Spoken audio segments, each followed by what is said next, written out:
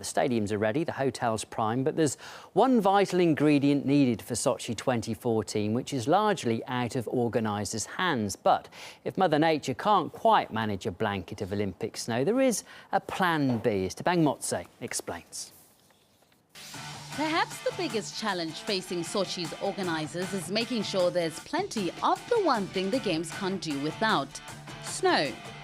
The new Roza Khuter Alpine Resort reaches up over 5,000 feet, making it one of the biggest lift-served mountains in the world. Concerns about a snowless Olympics were raised after 2 test events in Sochi had to be cancelled last February because there wasn't enough.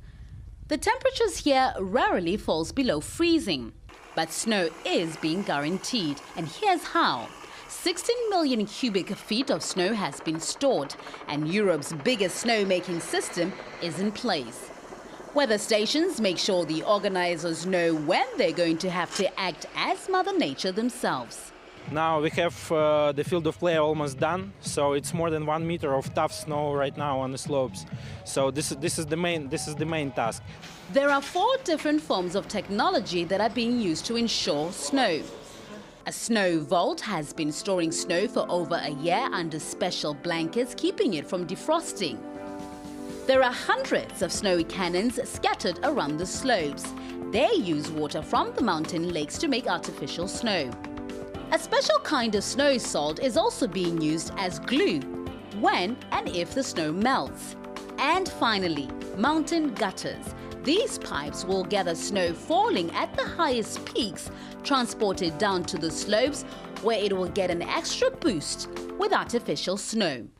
Of course, technology is also being utilized by the competitors going for gold. I am in charge of ski lubricants, including solid and liquid ones.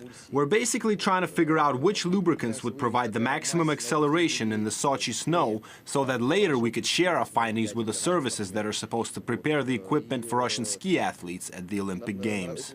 Professional athletes use custom-made sports equipment to maximize performance and make sure it caters to their exact needs. The Russian team uses skis specifically designed and shaped on carving machines. They take into account weight, strength, aggressiveness, body type, boot size and terrain. Each is waxed to make sure they slide faster than their competitors. There are even designated waxers on hand to help. Now that we've seen our snowboard go through the process of getting cleaned, we're now at the final stage. Now at this stage, we're going to actually wax it. We're using wax as well as a hot iron.